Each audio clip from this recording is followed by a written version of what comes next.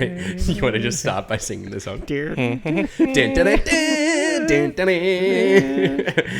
Brody, you've been playing Indiana Jones and the Great Circle. Great Circle. Thank you. I nearly did it again. Great? I nearly said the Gold Circle again. How did you find the game? Yeah, look, I enjoyed it quite a bit. I think it's the shot in the arm that Xbox First Party does need. Trust in machine games, they can get it done, but I did not think you were going to say this. I'm blown away right now. It does come with some caveats, which I will get Okay. to. Like, I think it's pretty much everything Xbox has needed from the perspective that it delivers a great story. It's got great characters that you come to care about, which are things that have been PlayStation's bread and butter for so long. It's a great adventure game, first and foremost. It's Xbox treading into a little bit of Uncharted territory, if you don't mind. Wait. Is that the subtitle? I've written that in the review. I'm looping it around. Yeah, look, the adventure parts, I think, are the strongest part of the game, and obviously the adventure itself, the exploration and the puzzles. That, surprisingly, is the game's absolute strength. For a developer like Machine Games, who obviously have such a strong first-person shooting pedigree, I was a little disappointed with how the gunplay is implemented. Like, I would have almost preferred them not have guns at all. I think I was pretty vocal when the trailers came out. Like, I didn't think the hand-to-hand combat looked like much. It looked a bit slow, a bit weird, a bit sluggish. But I think once you get it on the sticks, it's actually pretty satisfying. And, like, it's slapstick, it's comedic, and, like, tying it in with the whip, like, I think it's a lot of fun. The team, obviously, are made up of people who worked on Chronicles of Riddick, Escape from Butcher Bay. So, like, obviously those early parts in that game, there's a lot of, like, prison fights that are, like, fist fights of you just, like, sort of dodging left, right, all that sort of stuff. And it feels very reminiscent of that. And the whip almost feels like an extension or, like, even reminiscent of, like, The Darkness, which obviously the team has some pedigree with as well. Like, obviously the extension's coming from you there. Like, it feels almost similar, and that it draws on both of those games in a way. But yeah, like, I cannot recommend any situation in this game really where it's worth pulling out or picking up a gun and just putting yourself in that position, because obviously as soon as you fire a gun, it alerts absolutely everyone within, like, 1 fucking kilometer radius of you, and they just descend upon you, like, as they would. Like, it's realistic in that sense. But obviously, Indiana Jones, like I've said before, he's just a regular guy. He's an archaeologist. He's not a superhero, and you do die pretty quickly, I think. It's also weird that you don't really feel compelled to use the gun. Like, you've got a pistol from the second you start Pick the up game ammo. or encounter Yeah. action. But yeah, I remember you said you didn't fire one in your preview, and, like, it wasn't until like a few hours in that I was like, maybe I'll try and fire this gun, and I did, and I think it was regretted it yeah. straight away by the sounds of things. I think there are like maybe a few situations where, because the difficulties that you can set, like like there's a difficulty setting for the combat that you can opt for, and there's a different difficulty setting for the exploration side of things. So whether they make the puzzles more guided or, like, they're pretty straightforward. Similar with the combat, like, if you pick, like, a lighter difficulty, like, enemies are, like, less dense in the area, like, there's fewer of them. So I mean, like, you could, like, knock out one guy with a left, right, good night, and then to pick up his submachine gun and just, like, mow the other 3 or 4 down. Like, it seems rather antithetical to what, like, Indiana Jones is about, but you can do it. But that said, like, I felt stealth pretty much all the time was a very viable option.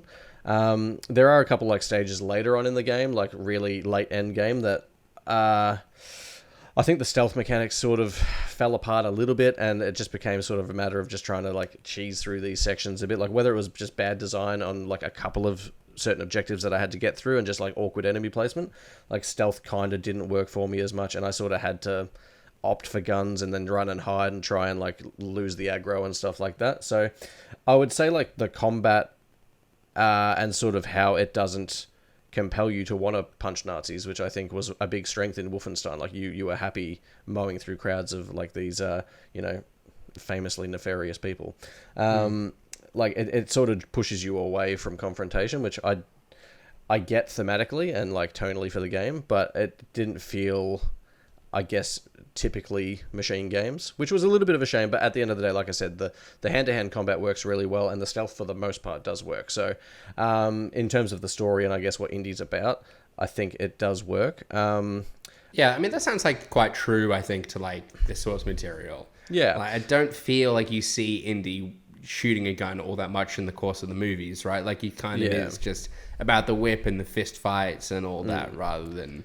But And guns it doesn't feel over the top like Wolfenstein does. Like I know you are like killing people, but like you're hitting them with a fry pan or like you're not, breaking it doesn't guitar feel over like their it. head or there's something like kind that. of a Yeah. slapsticky sort of nature to Yeah. it. Yeah. That sounds like kind of a saving grace in my mind because like that's what I love about Wolfenstein. It's just the kind of overtop nature of it, and I was worried this was going to lose a bit of that. It but does- it sounds like that kind of dynamic kind Yeah. of combat. Yeah. Like, obviously the action is different sort of action, but like in terms of like story beats and set pieces and stuff like that, I think the game still does hit a lot of really high highs, and it is very action focused, does have some pretty big set pieces and stuff like that, so also felt very Uncharted coded in that sense. Yeah, so I was really happy with the story. Like I probably I critical pathed it. Like I just went through the main story first and foremost, and then after the credits I could come back and go into the open zone areas and mop up side quests and mysteries and stuff like that. Okay, cool. And so yeah, the story I really like its place in the canon, like right a year after Raiders. So like smack bang like in the middle, or like in that, I guess in the back third of that original like trilogy. Yeah, I think it finds a really fun spot where it lands. Like the villain is like so over the top and like so fun. Like he's great. Like Gina Lombardi, like even obviously it's in between films, so like obviously Indy's not with Marion in this, and like he's still harboring feelings for her, but she still finds her place as like a very like entertaining, graceful, self-reliant like Jones girl who like holds her own and has a great story of her own, but then like obviously their stories intertwine and like this adventure sort of just unfolds. Like it's like, and yeah, it's just so cinematic, so fun. Like Tony Todd is great in it, obviously passed away recently, but his performance in this is really quite good. His role is bigger than I had expected after playing the preview. So yeah, like from a story and yeah, I guess how the main campaign unfolds, like I was really hot on it. So And how does Troy Baker hold up as Indy? yeah, amazingly well. Like I Wow. can't speak highly enough of his performance. Like I even like Katie was like listening to me play it, and she's like, that sounds like Harrison Ford. I was like, I know, it's crazy. Like I think I said in my preview originally, like I feel like with a lot of Troy Baker performances, like you hear Troy Baker come through, and like it bleeds through a little bit. But I feel like with this, it feels like a very studied performance where he has tried to like do right by Harrison Ford and like really like nail the mannerisms, the quips, and like everything like that. Like even like the grunts sound like Harrison Ford. Like I feel like he has really put in a wealth of work to make this sound authentic. It is almost scary. Like it's almost hard to believe it is Troy Baker. Like I would want to see him doing it, voicing yeah. it alongside. Yeah, because it does feel like Harrison Ford. I don't know how he's done that, but yeah, And it's quite incredible. And I do hope, obviously, given the timing of this game and sort of where it falls with like TGA nominations and stuff, I do hope that people remember this performance, I guess, when it comes time to do voting next year, because I think he is, like, what he delivers in this is, you know, worthy of like a nomination at the very least. Yeah. Wow. He's very good. I guess where do you kind of net out on the game then? Like I know we want to encourage people to go read the review to get your kind of full thoughts on it, but like do you think it's kind of a game that could be in contention for the Game Awards when they roll around next year, like in its eligibility period, or I think it could be. I can see how people will take issue with how I guess the combat feels, and like there are some things like in the open zone nature of the play. Like I feel like I've walked past the same instance of like say in the Vatican, like I've walked past the same instance of two nuns like hanging a photo like 100 times. Like so I feel like a lot of like the what should feel like emergent, like just open world things just keep repeating. So Right, like I can okay. see how people would feel like that feels like lazy development. Like obviously I don't like to say that, but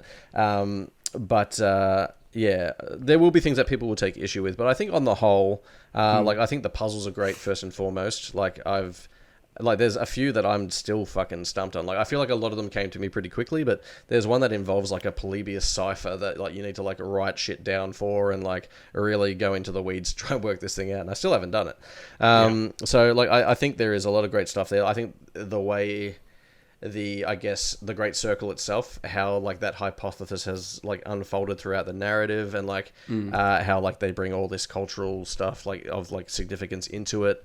I think it's just really clever and really well written. Yeah, I'm Are, pretty are the environments like quite detailed as well? Like that. It's really like the game. Like I feel like it's spoilerish, but not too spoilerish to say that the game opens with what I think is basically a recreation through like one of Indy's nightmares of like the opening of the film where he takes the golden idol and gets chased by the big rolling ball. Yes. Yeah, so that basically is recreated. And like walking through that like that jungle at the start, like it's so lush. Yeah. Like even the Vatican, like all like the the decadent marble, like it's all recreated so well. Like everything looks so polished, so nice. Like Giza, like with the pyramids and like how you can see the heat like bending the horizon like and just warbling that little bit. Like there's a lot of attention to detail with like so much of the stuff in the world. Like they've even like rendered modeled like food that's like true to the era, like the area itself. Oh wow. Like there's like Egyptian bread that you will specifically only get in that area that you can buy and like regenerate your stamina and health and stuff like that. So like I think they've poured a lot of detail in, and like obviously the character models are great, cutscenes are great. I didn't really notice a lot of performance issues at all. Like the frame rate was pretty steady. Like there's in some of like the really dense foliage sort of areas later, like I feel like there's maybe a little bit of pop in and stuff like that, but it's not offensive at all. The score like is great. Obviously riffing on the John Williams score, like every like nice little moment where like a story beat will resolve and then you hear the da, da, da, da, and you're like, oh yes, I'm here for it. Like it's That's cool. It's so tonally like on point to be like, it feels like it just slots right in to the film series. Like it could have been a film. Like I think there's like 4 hours of cutscenes, so I'd love to see like people just like cut it down to like just all the cutscenes on YouTube or something like that. But yeah, I'm pretty high on it. Like I liked it quite a bit. Damn, I'm stoked. The open zones that you were playing, like you said you went back to those. Yeah. Like, is that are you reloading a save in order to do that, or does the game finish and like allow you to kind of? Yeah. So obviously you'll complete the story, and then it'll obviously at post credits just dump you back into like the last area you were in, and you can automatically fast travel between these areas anyway through Indy's journal. Like so your journal, which again I think is a very Uncharted coded type thing. Like in there you can check all your objectives, go through all your notes, check the sketches that he's sort of done like throughout, and then you can check sort of your status on all the open zone areas, whether it's obviously the Vatican, whether it's Giza, whether it's ones a little bit later in the game that I won't spoil. But so I think there's a good few open zones that are pretty bustling, like they're pretty big, pretty open, have their own like field work, which are basically what I'd equate to just like general side quests that have like their own cutscenes and are a little bit more robust. But then there's mysteries, which are sort of like more emergent puzzles that like pop up within, like you might stumble across a tomb and then there's like just one mystery to solve in there and one puzzle, and then that just sort of like resolves like that. So they're more emergent, I suppose. But yeah, there's like plenty of stuff to do. Like I was like constantly like, just like I said, stumbling upon things like you'll overhear conversations or speak to people and then get pointed in the direction and suddenly you've got a new field work or a new mystery to work on. And yeah, it's quite good. They're not all open zones. Like for example, like I think we've seen in the trailers like that level where they're up in the Himalayas and like that I think that German guard like is doing like that choo choo choo like that level is obviously far more linear and more story driven to like obviously dump a bit of exposition about like where they're at that point. But I think and there are a few of those like that leads immediately into another that doesn't really have any field work or anything. But so those levels, if anything, feel more Wolfenstein-y. But the open zones, like I said, there's plenty to do, and I'm just going through now and just trying to mop up all the side stuff and having a great time doing it. Yeah, awesome. It's the world and the puzzles for me that are better than kind of any other game in this genre. Like better than Uncharted, better than Tomb Raider. Like a lot of the puzzles are like really, you have to spend a few minutes thinking about it, and then once you get it, it kind of makes sense and makes you work for it. I think the combat for me is probably a little bit janky in times. Like you drop your melee weapons, like when you're climbing or when you sort of open a door and you feel like you can't pick it up or you don't know if you've got one, and that feels a little bit weird, which I don't really understand because I feel like that's been Machine Game's strength, even though this is a little bit different. But counter to that, though, is great. because we've discussed this a bit. Counter to that, like you might drop a melee weapon and can't carry it up a ladder, for example. But I feel like melee weapons are absolutely everywhere, so it never really feels like an enormous issue. And like the first guard you punch, like as soon as you hit him, like he might drop a club, which you can then pick up and just batter him with anyway. So like, while that is annoying, like it is annoying to like, you know, unlock a door and like suddenly, oh, I've dropped my club. It's a weird design choice, I feel, but it's weird because you're doing like pretty much every door you go through the first time you have to unlock it, or like there's lots of ropes to climb, and like to feel like you're constantly dropping your weapon. Like Brody said, you never feel like you're without something within reach, and I get why they've probably done it for like so you can actually see indie climbing or whatever else, but it was just no reason he couldn't chuck it on annoying his me a little waistband bit or something. I was going to say, it feels like an animation could like resolve that if it's like kind of you're tossing and something. it's not a major thing, but again, I think the puzzles and the world and the performances are like what really pushes this to the Sony tier of first person story driven action adventure for me. Wow. So do you think this sits on like an equal footing now with Uncharted? Like, is this Xbox's Uncharted? Let's not get silly. Look, I think it's got a ways to go. Like, I would like to think that they can perhaps continue to develop this, I guess, weird little in between these films. Like, I'd love to see like Gina come back, and like, you know, he finds another thing to like obviously go after. Like he's adventurous, this indie. So, like I would love for them to pick this up again. Like obviously I want a Wolfenstein 3 as well. So, you know, give me either and I'll be happy at this point. But yeah, like there's a lot of high points in this game. Like a lot of frustrations as well with, like I said, the stealth and where the combat sort of ultimately rests sometimes with what it sort of wants you to do. But I think, to Shannon's point, like I had so much fun with the puzzles, like just the lateral thinking that you have to like apply with some of them, like, and how it utilizes like key items from it. Like each open zone like has a key item that you need to collect, like whether it's like a camera, a lighter, or a breathing apparatus. Like they all like tie into their areas, like puzzle solving as well, which is really neat. So yeah, I had a great time with the puzzles. The story was great. And yeah, I was really jazzed on Troy Baker's performance. Like it was honestly surreal. Like it felt like Harrison Ford. It was, yeah. To answer your question, Ewan, I think, for 98%, yes, it does match Uncharted. I think there's room for them to grow, but this is the first game. Like I do hope that they build on it, because I think with the combat in particular, like there is a bit of tweaking and things I think they would do differently if they had their time again. But then things like the whip feel incredible. Like no matter how many times you whip someone, it never gets old, and it feels as exactly as it should. Yeah, just how they've done that feels great. I think to answer it and not skirt around it, I would say that Indiana Jones and the Great Circle is a better first game in a series than Uncharted 1 was. Yeah, okay. I think Uncharted got better as it went on, like 2 and 3. For sure. And 4 was obviously phenomenal. But I don't know. I always took issue with some parts of 1. Like, I didn't think it was top draw. I think most people feel the same way. But I think Indy has enough strengths and does enough right to be a very solid foundation if they do want to pick it up again and go for another adventure. Sick. I mean, knowing what a big Wolfenstein fan you are, for you to kind of now be in a position where you don't mind if they do another indie or Wolfenstein 3, like I think that's pretty high praise. And it makes me really excited as a big lifelong Indiana Jones fan to spend some time in this game. I do think fans of the films in particular are gonna like love this, because it is so like honest to that, and I think the people who made it really do care about like the tone and feel of the films, and like right down to the even the humor, and like sometimes when he punches someone, you can almost hear the bonk, and like there's a part like where someone like falls off a cliff and you hear the Wilhelm scream. Like it's also like Indiana Jones like to a T. So I think fans are gonna love it.